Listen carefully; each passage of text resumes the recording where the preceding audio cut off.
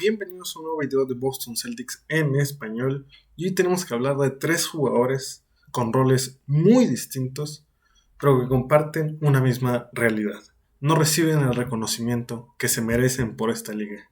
Hoy vamos a analizar a estos tres jugadores infravalorados y el impacto que han tenido en esta temporada para los Boston Celtics. Lo primero que se te podrá venir a la mente: Drew Holiday, súper infravalorado. Nunca ganó un defensor del año siendo el pedazo de jugador que es defensivo. Derek White, seguro va a mencionar a Derek White.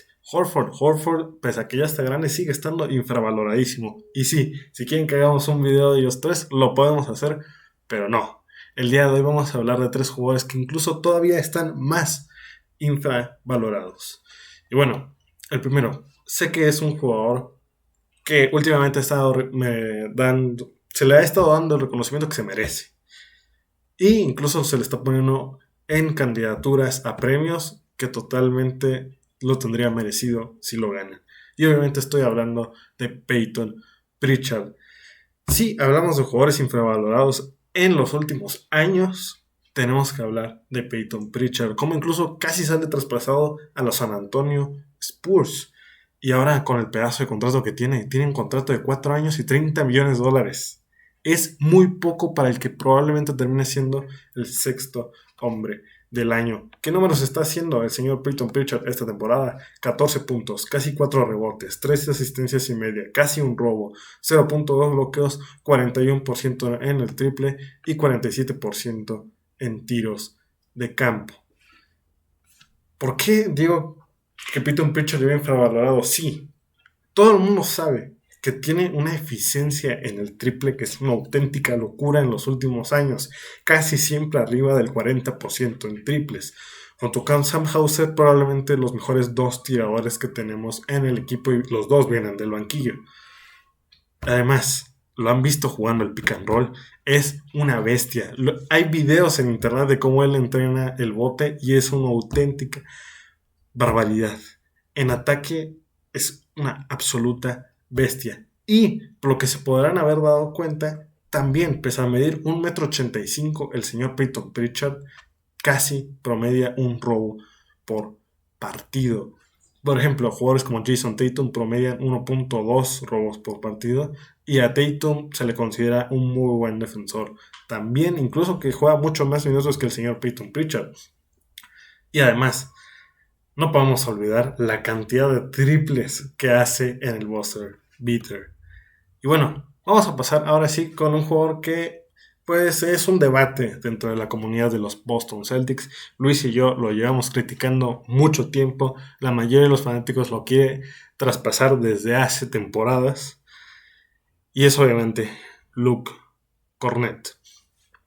Aunque pues como ya dije, muchos se reían porque pues es un jugador algo chistoso que termina saltando cuando hacen un tiro y se ve muy chistoso. Incluso el mismo Joel Embiid ya se burló de él. Tenía jugadores como Porzingis, como Horford, como Tillman, como Keta. Mucha gente ha pedido el traspaso del señor Kornet a lo largo de estos años, desde incluso que estaba Robert Williams. Pero ¿por qué está infravalorado el señor Luke Kornet? ¿Qué números está haciendo? Que, seamos sinceros, no es ningún tipo de locura. Está promediando 5 puntos, 5 rebotes, 1.6 asistencias, casi medio robo y casi un tapón por partido. Prácticamente un tapón por partido. Con un 66% en tiros de campo. Es verdad, Luke Kornet no está ni cerca de ser el pívot titular de ningún equipo de la NBA. No se merece ese puesto todavía. Para empezar, no tira de 3. No tiene tiros de 3, entonces, pues bueno, es cualquier jugador que quiera ser titular en la liga necesita tirar bien de 3 y Kornet no es ese jugador. Pero sí, en los últimos partidos hemos visto una defensa muy buena a nivel interior. No sé cómo explicarlo, no se ve en las estadísticas, pese a que está promediando casi un tapón por partido, que es una absoluta barbaridad con los minutos que juega. La presencia que tiene en el interior es verdad, no es la de un pívot titular, pero es la de un pívot suplente. El equipo no necesita pívot titular. Para eso ahí tienes a Porzingis, tienes a Horford que puede jugar algunos minutos ahí también, pero tienes un muy buen pívot suplente en Kornet. 5 rebotes y prácticamente un tapón por partido con los minutos que juega. Es un muy buen promedio por partido. Aunque también seguirá siendo un chiste, pero el Cornet Contest a mí me encanta. Yo siempre que veo un partido de los Boston Celtics y el partido dices, bueno, es el clásico Celtics que están haciendo cosas muy bien, pero a veces el juego necesita dinamismo, diversión y pese a que Embiid ya se burló de eso, el Cornet Contest es una absoluta barbaridad. Y bueno, alguien me va a decir, ¿cómo es que tenemos un jugador desde el banquillo que tiene un 66% en tiros de campo? Es verdad, es pivot y no tira de tres. Casi todos los puntos haces abajo de la canasta, donde es obvio que vas a tener un porcentaje así de alto. Pero. Pero ya te di tres motivos por los que es verdad. El Cornet Contest, si quieres, quítalo. Pero que haga esa cantidad de. Son dos motivos. Lo que hace la pintura es verdad que no es nada extraordinario, pero es algo decente. Es algo que funciona. Pero además meter un 66% de tiros de campo con 5 rebotes y casi un tapón por partido, créeme que no cualquiera puede hacer eso en la NBA. Y además, llevamos queriendo traspasar 10.000 años al señor Cornet. Por algo no ha salido traspasado. Por algo le encanta tenerlo ahí a Brad Stevens. Y es lo que llevamos suponiendo Luis y yo desde hace un tiempo. Cornet, como en la NBA no existen los sobornos, pues quiere decir que en el vestuario probablemente termine teniendo un impacto que no vemos fuera, dentro de la cancha, pero probablemente fuera de las canchas sí lo tenga. Ahora, vamos a hablar de un jugador que no lo van a ver ni llegar. Y es un prospecto que de hecho estuvo en la semana del All-Star, por ahí anduvo en San Francisco, y no es ni Jason Tatum ni Jaylen Brown. Estamos hablando de G. Davidson. ¿Qué es G. Davidson? Es un jugador que fue elegido por los Boston Celtics hace unos años en el draft, en la segunda ronda, en uno de los picks muy altos. Y ¿qué números? No juega en los Boston Celtics. Bueno, sí juega, tiene un contrato de doble vía, pero en realidad termina jugando en la G-League. ¿Qué números tiene en la G-League y por qué es que lo invitaron al All-Star? Fácil. En la G-League promedia 26.5 puntos, casi 5 rebotes, más de 8 asistencias, más de 1.3 robos por partido, 1.4, más de 1 bloqueos por partido. Es verdad, el triple es lo que más le falla en un 33% en tiros de campo. Pero también, pese a eso, tiene un mejor promedio en tiros de campo que el propio Peyton Pritchard con un 48% de tiros de campo. El tipo cada vez que entra a canasta es una locura. Y está infravalorado, uno, porque nadie lo conoce. Es verdad que, pues, jugar en la G-League y hacer estos números, pues cualquier jugador de la NBA podría hacerlo. Corrección.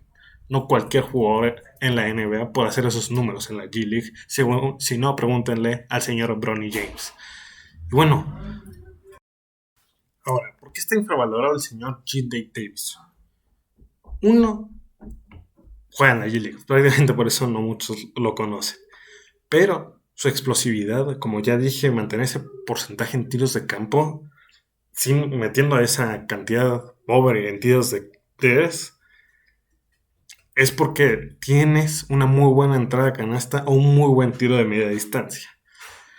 En el juego actual ya prácticamente no hay tiros de media distancia, y si tú ves partidos de la G-League, tú sabes perfectamente que G. Davidson entrando a canasta es una locura, es un deleite cada vez que entra a canasta, porque además de tener ese alto porcentaje cada vez que entra a canasta, y lo bueno que es, también es muy peligroso con las 8 asistencias que tiene por partido. Entra a canasta, reparte muy bien el balón entrando a canasta también, y como ya dije, es buenísimo. El tipo es un muy buen anotador. Obviamente su fortaleza es entrar a canasta. Tiene un tiro de media decente. El tiro de 3 es verdad que es muy mejorable, pero todo esto es midiendo 1.90 m.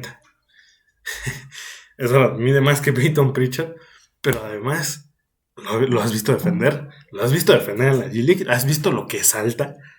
Por algo está promediando más tapones en la G-League que Cornet en la propia NBA.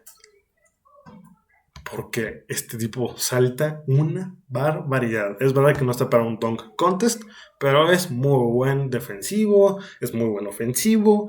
Yo la verdad, si no tuviéramos a Drew Holiday y solo estuviera Peyton Pritchard, o si no estuviera también Derek White, que también ocupa esa posición, yo ya le estaría haciendo hueco. Es más, yo incluso con ellos le pediría a la gerencia, por favor, hagan un hueco a este señor. Tenemos 400,000 pivots que no ocupa el señor Joe Mazzulla. ¿Por qué no? Probemos con un base diferente. Un base que no tenemos ni en Peyton Pritchard, no tenemos en Drew Holiday y no tenemos en Derek White. Jugadores que entren a canasta sin miedo y que desde ahí repartan el balón. Ese rol es verdad que lo tienen jugadores como Jason Tatum y Jaylen Brown en el equipo, pero necesitamos un base, un jugador que además no pierda tantos balones. Y G.J. Davidson, es verdad que mañana no va a pasar a ser el señor Peyton Pritchard, candidato a sexto hombre del año, pero me parece que lo puede hacer muy bien. Y bueno, eso va a ser todo por el video de hoy. Si les gustó, déjense un buen like, suscríbanse al canal y como siempre digo, nos vemos la próxima.